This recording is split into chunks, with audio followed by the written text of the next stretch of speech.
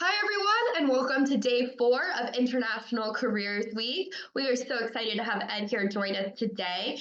Ed is the art director of the biggest little studio in Reno. He currently works for Aristocrat Gaming. His professional goals include making great games that are interesting, fun, and intuitive while bringing excellent leadership and enriching his staff's lives. Thank you so much for joining us today, Ed. Well, thank you for having me. Appreciate it. So why don't you just get started on what inspired you to pursue a career in art and animation for games, and how did you get started in this industry? Yeah, that's a good question. As you all can kind of see, I'm an older person. I have a lot of experience. I started my art career right after high school, while working my way through community college, where I received a commercial art degree. Now, the world was much different back then. We didn't have laptop computers, and so it was a lot of handwork that we would do to get the job done. When I was a young man, laptops started to become popular. I got interested in computer graphics, which was really at the very beginning of that world. I was very interested in digital graphics as well as 3D in my career. I started my career working for a corporate video studio, which back in the day was the main way companies would disseminate information to the rest of the people. And we got in. I got into 3D at that point, and that was really my drive. I wanted to be a 3D artist, and was right at the very start of that. I stayed in the corporate world, but I did move to computer video games in the 90s, and worked for a company that's really no longer around, Midway Games out of Chicago, Illinois, because that's kind of where I was born and bred. And did that for several years, and then jumped out of that world into kind of back into the corporate world, more of graphic design. And that lasted a little while. I went through a couple companies that had layoffs, and the opportunity existed to move into gaming, which at that time was right at the very beginning of video slot gaming. Before that, it was mechanical reels. And so I hooked up with a very small startup, and since I was a 3D artist, I came in as kind of the art director there. Hired a couple young people right out of school, and we did 3D games, which no one was doing at the time, and it was just kind of luck that everybody, the people who played slots, liked that look. And so we had a string of hits, which was pretty great. And the games we were making were very popular in the field. And and I've continued. It's been about 20 years I've been in the industry, and currently I'm the art director for a studio, and I have it's a global studio. So we have a studio in India as well as here in Reno, Nevada. So that's my story. Well, Ed, I already got some questions actually coming into the chat. So, students, if you have any questions, please type them into the chat and I will ask them to Ed. What projects have you worked on that we might know about? Um, Unless you go to a casino in which the people on this Zoom are too young to really be in a casino legally. Um, uh, so my most successful game, I think it was kind of out of the blue. It was our first hit one in the industry, was called Pharaoh's Fortune. And it was years ago, probably actually before the participants in this Zoom meeting were born. So, but that was a 3D game, and it did really, really well. The graphics were 3D. It was displayed as a 2D is kind of the technology at the time, and it still kind of is. So that was kind of a surprise game that we had done and really hit the market hard, and we sold hundreds of units. And we followed that up with several more really popular games where we used the technology at hand. And crazy enough, we only had the ability to use 256 colors. So we use technology to kind of parse those colors and make what's called a super palette. So we could actually use 3D to our benefit, and so it was a different look in the industry because everybody was just kind of doing really cartoony type games at that time. So we have a question. Did you create the art that is in your background?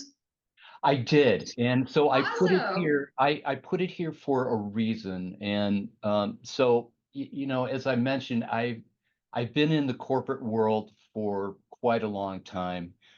Small companies, big corporations. I work for a big corporation now with multi studios. Um, and I put this in the background, really not to show off, but for people to understand that I'm an artist, and it, the your career as an artist can take these crazy roads, and to do what you're passionate about, what you're inspired with. And that's a moving target in your career. That could be different at different times in your life. I was born and bred in around Chicago. And you could probably tell by my Midwest Chicago accent. But now I'm in Reno, Nevada, which mountains, and I know a lot of the people here are living in Montana, and I'm inspired by the mountains around me. I'm inspired by I'm an outdoorsman. I'm a fly fisherman. I love to hike. I like to hunt, and so that natural world inspires me. I've always been inspired by it. And when I was about 18 to 20 years old, I bounced into, for some reason, I can't remember why, the Hudson Valley School of Art, which was an art. It wasn't really a school, but it was a group of people out of the Hudson Valley area in New York um, in the mid 1800s, and they were the rock stars of society at the time. And they moved west with the explorers, and they painted what they saw, and they painted these gigantic paintings that were just really big, and then they would tour those paintings throughout the world. I kind of came back to that passion when I moved out to the West, and now I am painting large format oil paintings. The painting that you see behind me is 4 foot by 3 foot, and I inspire myself to do that for the rest of my life because that's what I'm inspired to do, at least at this point in time. So. If you get stuck, what inspires you to get unstuck on an idea? Oh, that is really a great question. Whoever answered that, I think has had some experience of being stuck, and that can happen to creatives, right? As a creative, you can get stuck in a spot, and try to find that inspiration. And at times, what you need to do, and what works well for me, and really works well for visual artists, is to put whatever you're stuck on to the side and do something else. If you're an oil painter and you're stuck with oil painting and you're trying to get inspired, put that by the side. Pick up pad of paper and pencil, do some watercolors, maybe write. take a hike, do something that will release and get your mind off of your current problem and put it by the side and let your subconscious kind of chew on it without you thinking about it. And that really it's worked good for me, and it's worked good for other artists. That's really a great question. Would you say technical artists are in high demand for the game development industry? Absolutely. Yeah, absolutely. And there's different avenues that you can take. As and my thoughts on this has changed throughout my career. When I first started in gaming, I tended to hire people that were Renaissance people. They could do 3D, they could do illustrations, they could draw, they could animate, do effects, they could animate and do characters because it was a small group of people, maybe a 8 to 10 artists in a group. Um, but now as I kind of moved on in my career, I depend more on people having a specialty, right? And it's kind of changed as the industry has changed and games have become more technical and the art has become of higher quality. 25 years ago, the quality wasn't so good. It was actually pretty bad. And so to to do a game, and if you tried a little bit, you could probably be better than anybody else, and that allowed us to have people with broad skill set. As games have become more and more driven by quality, it means that the people that I hire and the people that I have on my staff are more specialists.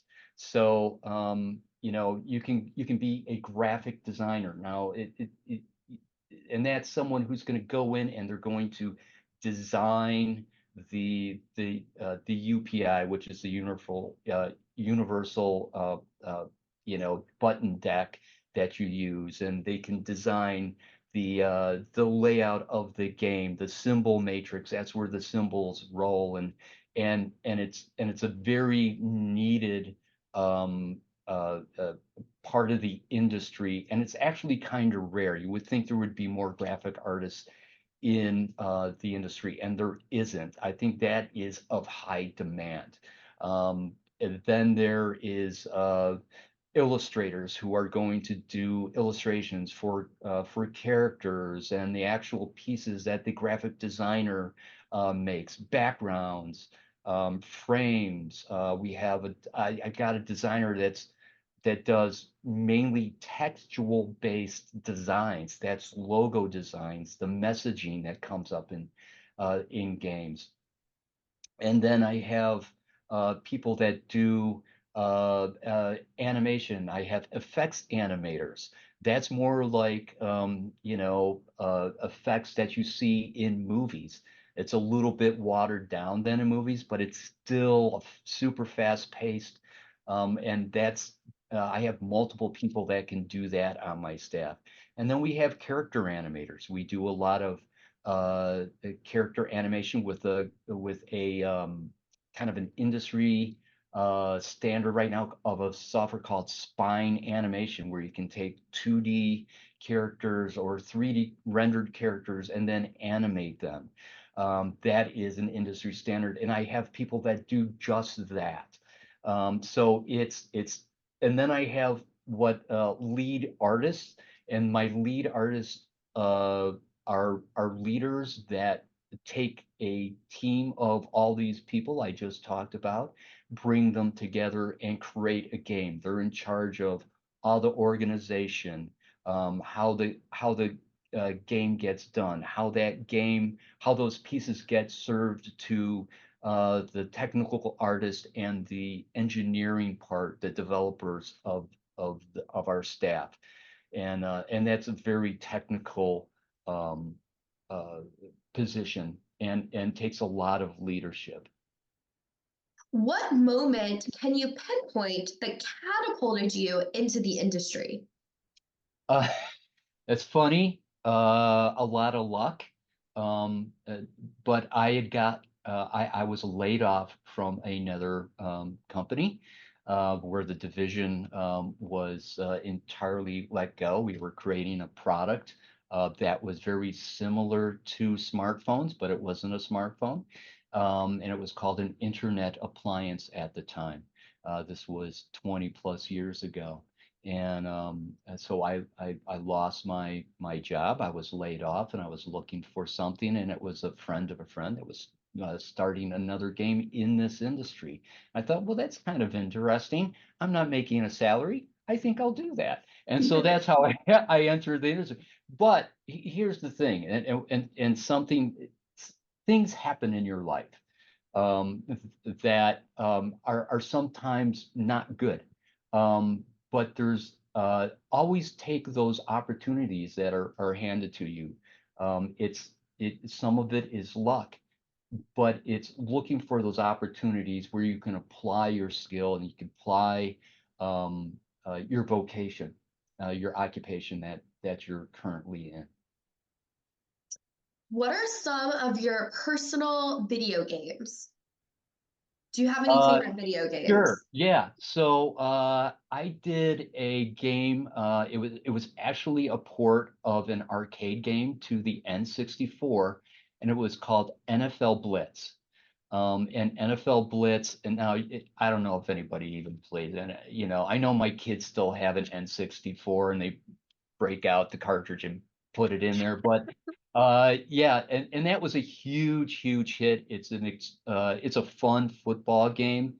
And it's not like the football games now, which are much more straight laced. This was kind of more violent, but more of an arcade type game.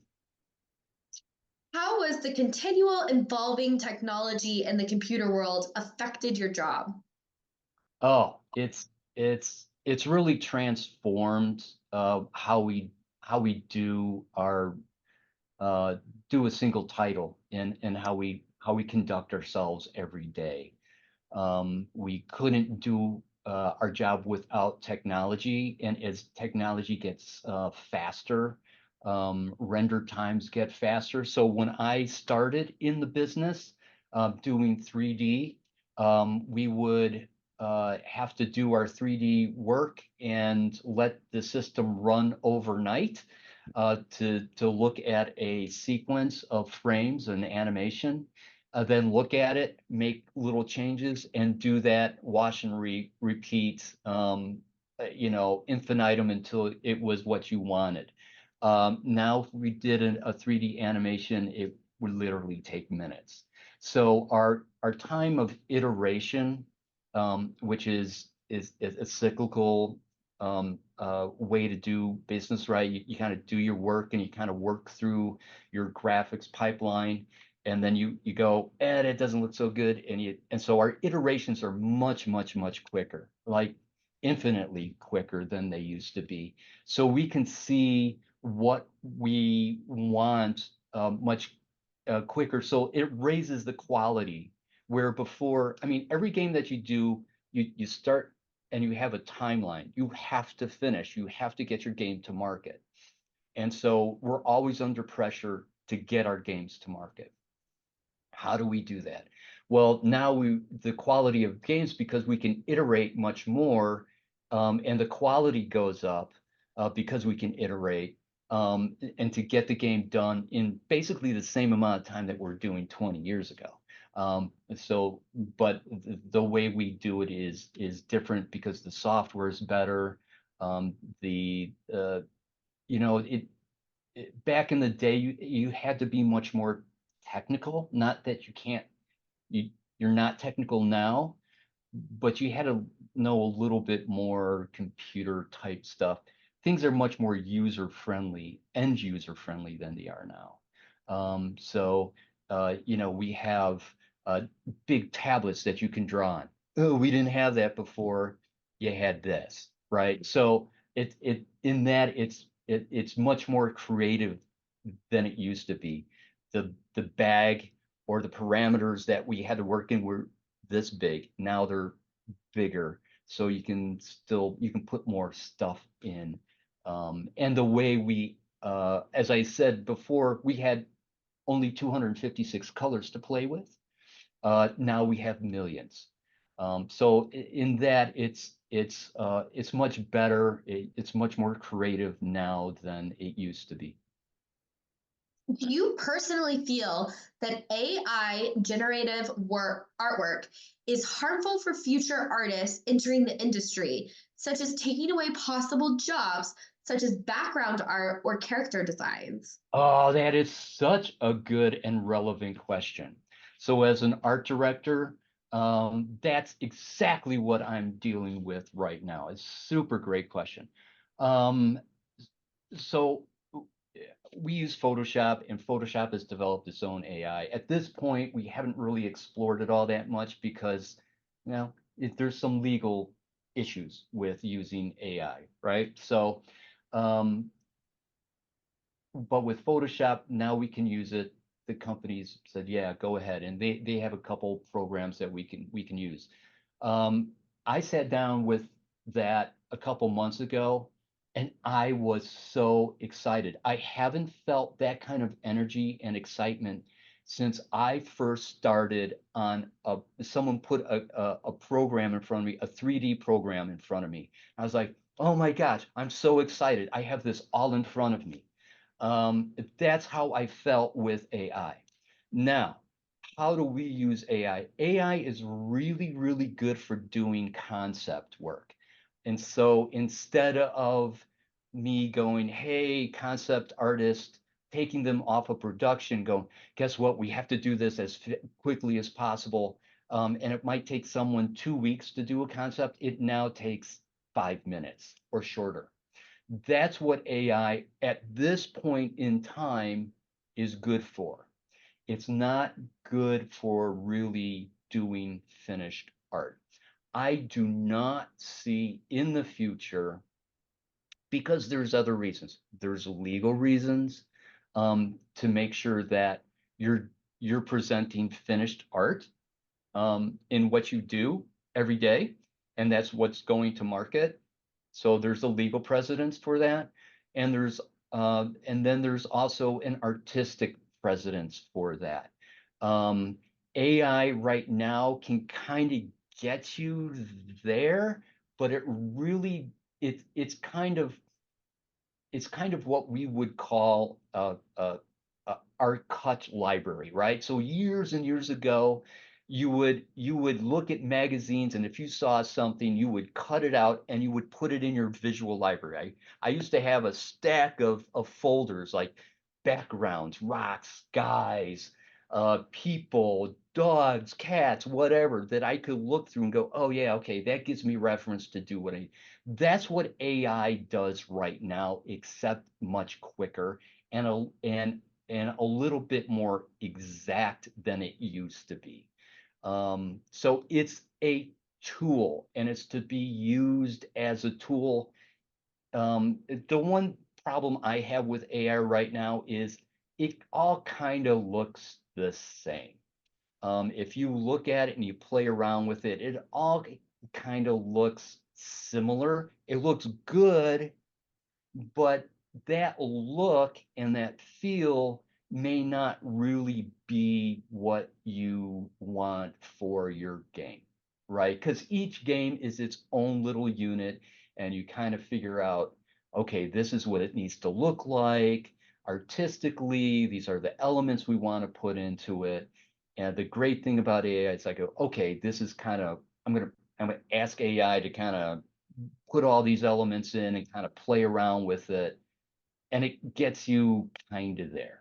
And it's good for concept work, and it's good for work. So if I have this just happened a couple weeks ago. I had a game designer came to me and said, Ed, I need a game, and this is the theme.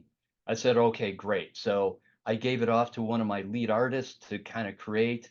And I was looking over his shoulder, and I said, oh, that's a cool background. How'd you create those backgrounds? He goes, oh, I used AI. I used the Photoshop AI. I said, oh, that's fantastic.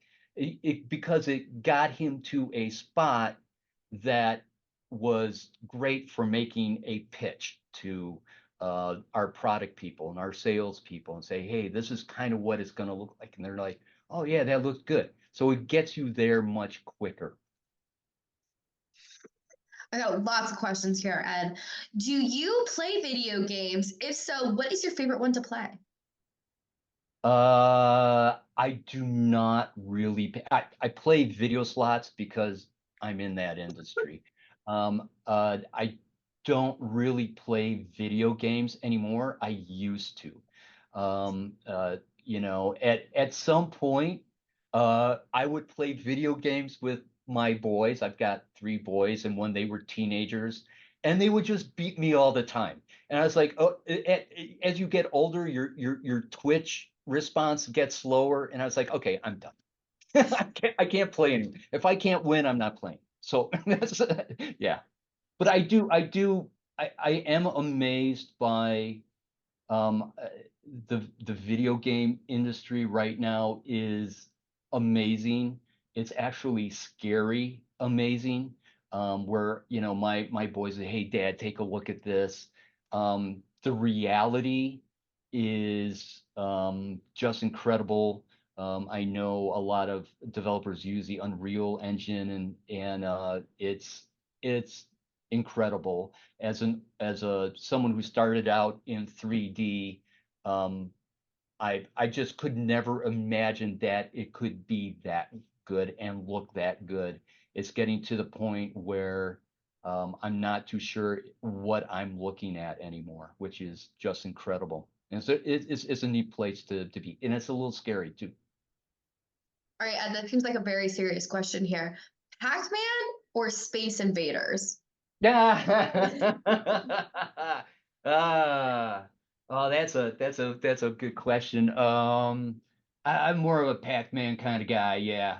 I played more Pac-Man than Space Invaders, but What both great games. are what are trends are seeing in the game creation industry? Um,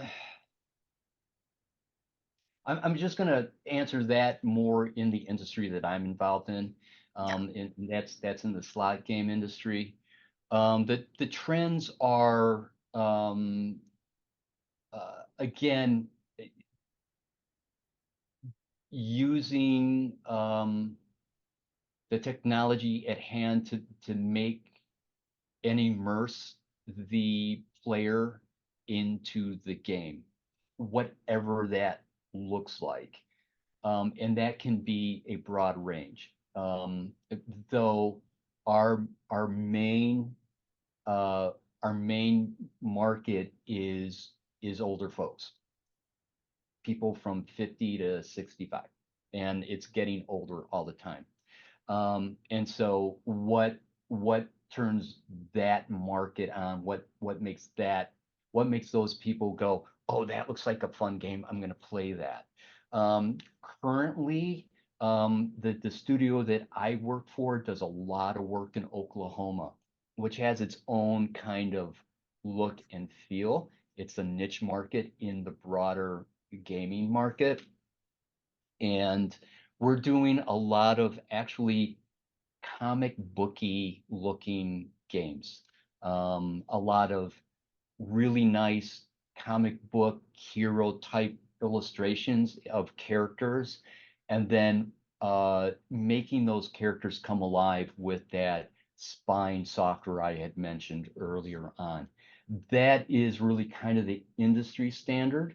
We are blazing that trail in our marketplace specifically, and being very successful at it. And that's one of the things that, whatever market you get into, doesn't really matter if it's games or if it's print or graphic design or it's web or whatever you're doing, is to really understand what that market wants and needs and what those looks are, right? You are a creative, but you have to really understand how to apply that creativity in what you're doing every single day. What do you look for? What traits do you see in successful artist programmers? Uh, RS. It What do what? you look for? What traits and skills do you look for in a person that you might hire? Oh, I'm sorry. I look for attitude. Attitude to me is absolutely everything. Um, Secondly, I look for skill set, right? Um, but here's the thing, a person can have a super great attitude, want to work with me, want to work with the group and be part of that group, um, and not have the specific skill set that I may be looking for. But if the person has a great attitude, I'm all over it. Like, I'm going to hire that person because I know that person has enough of a good attitude to learn and apply themselves in whatever I want them to apply them for, right? So, and I may let's say I've got a person, a gentleman that works for me, and he's my text designer, right? He's works great with fonts. He makes unbelievable logos and message placards and all that kind of stuff. And he's got a great attitude. And but I always want to expand whoever works for me. I want to expand their world, right? I want them to do and experience other things because that's me. I want to experience new things. I want to experience new medias and allow people to be able to do that. So he's a good designer and tech stuff. So I've said to him, hey, listen, I want you to apply your skills to UI design, right? The graphic design of a screen, and build the frames and build all the widgets that go onto that screen. He's a great success, and he really likes it because he's got a great attitude. And so I really, that's my main thing. I've hired people of across all the stratums of age and experience, people straight out of school.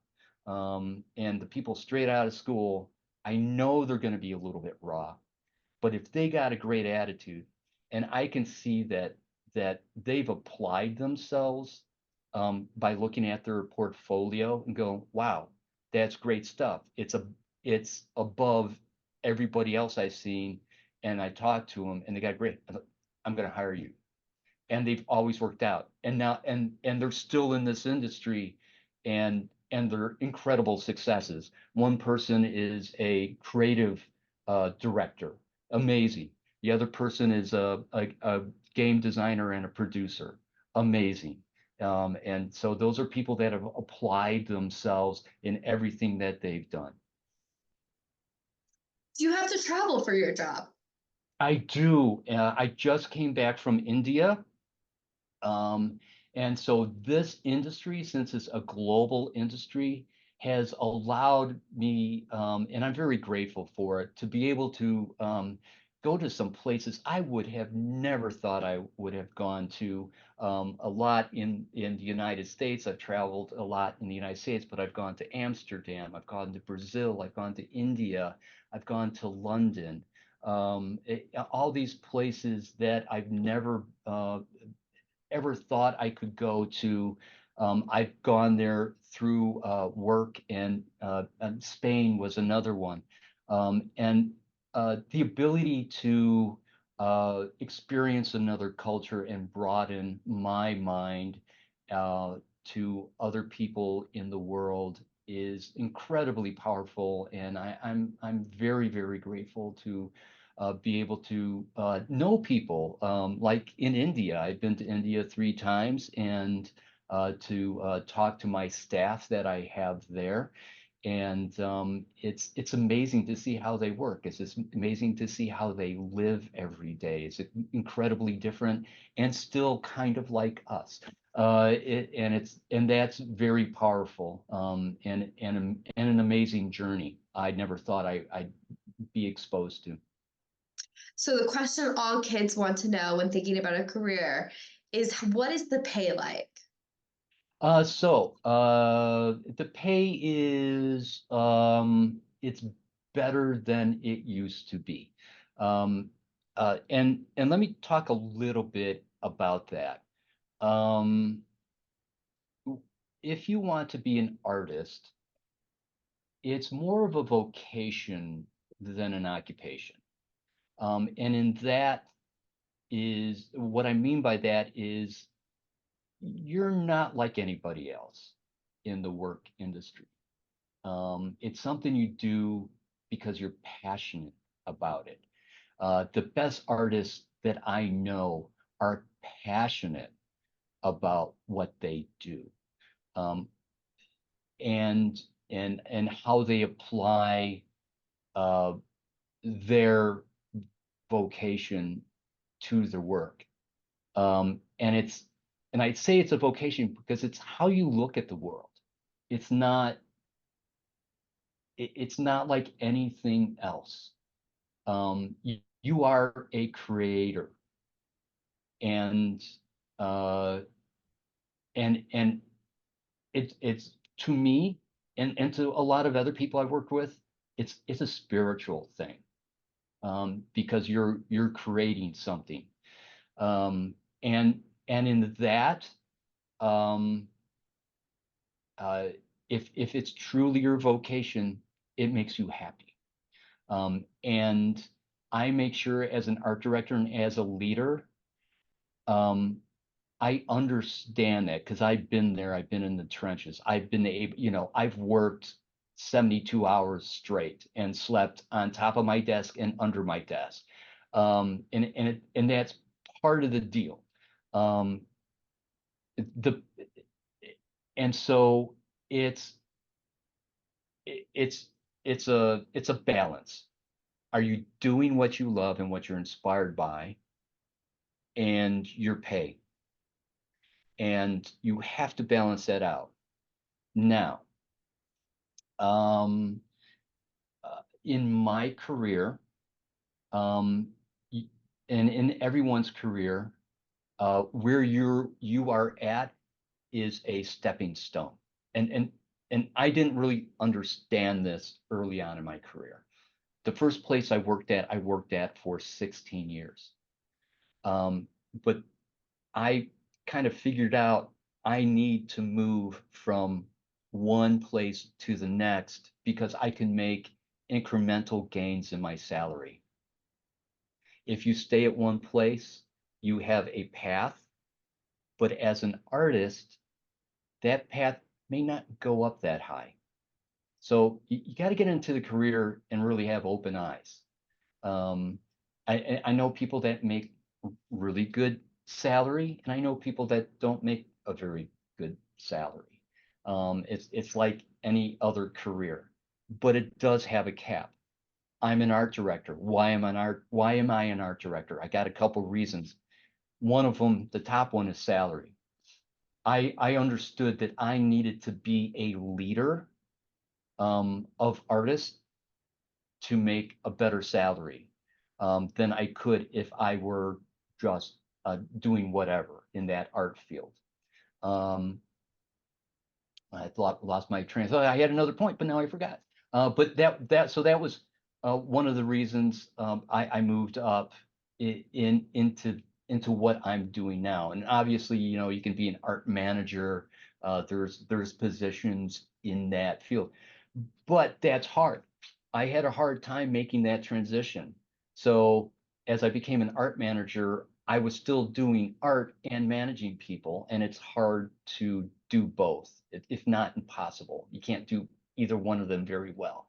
So you have to make the break at some point. Go, I'm going to put all my creative energy in giving people critique, and guidance in what they do and making suggestions, because that's all you can really do is give people suggestions, and put my energy in actual leadership and teaching myself leadership, which is a great journey if that's what you want to do.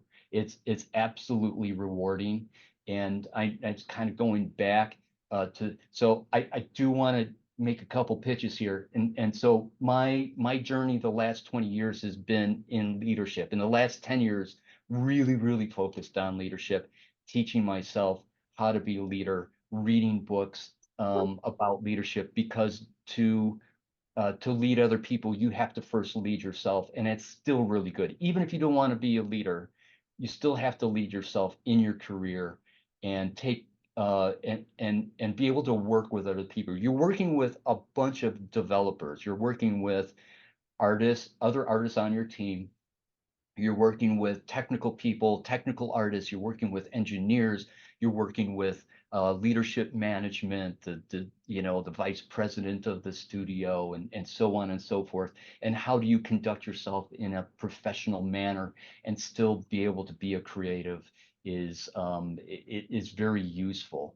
And it's actually becoming a little bit more rare, that those people skills are very worthy to learn and to apply in your everyday life, and they make your life better.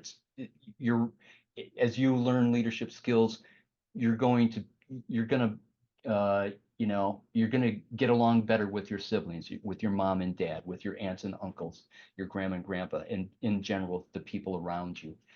It's very worthy. I'm a big proponent of leadership skills, and I take the time in my day to mentor about half of my staff. I mentor people in India, and I mentor people here in locally in Reno, and it's very worthy exercise for them as we kind of step through how to conduct yourself, and how do you build yourself up, because as an artist, you hold your emotions on your cuff a lot. You tend to be sensitive, and how do you deal with that? In that sensitivity, you're more empathetic. A lot of you are empaths. If you're thinking at all about being an artist, a lot of you are empaths, a lot more than any other occupation. And so, how do you deal with that emotion, and parse it out, and use that energy to do the work at hand, and that you need to do? And how do you look at the world as a whole? My Pretty, final question for you here, Ed, is yeah. what final advice would you give to students that are just now preparing for a career? Oh, dive in and dive in deep. Work. There are so many avenues, online avenues, where you can learn. Now, I'm not saying don't go to school. Don't go to community college. Don't go to four-year university. Um, but also avail yourself of a lot of those great opportunities that are online. I just joined an online kind of school for fine art because I wanted to become more professional and better at the paintings like this that you see behind me. And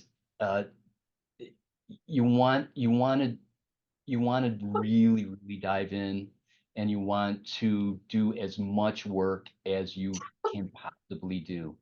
It's very important that you have a wide portfolio, or you have a portfolio that looks really good, and things that you're really proud of. So and you're going to continually prepare your portfolio, whether it's an online portfolio or it's a portfolio that you got and you bring in into an interview. Usually it's both. And I mean, you get an old guy like me who's going to be interviewing you, and I'm going to want to open up your portfolio and discuss it with you. And that's really important. But there's great Photoshop and Illustrator, whatever you really like, you're going to need to really become expert in that field. The people that do end up being more successful than a broad application of art. So if you want to be a great 3D guy, be a great 3D guy. You want to be a great designer, be a great designer.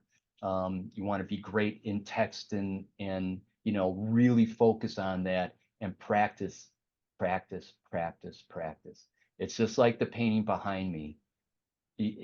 This painting is okay. I want to get better, right? So how do I do that? I'm not going to do that by not painting. I'm going to do that by the actual application of that field. Well, thank you so much for joining us today. I'd like to apologize for my coughing. My Oh, 3-year-old kid keeps bringing home viruses. But thank you so much for coming today and joining us for International Careers Week. I just quickly want to thank our sponsors from the Dennis and Phyllis Washington Foundation, Stockman Bank, Clearwater Credit Union, and Humanities Montana. Thank you so much, everyone. thank you. Appreciate it.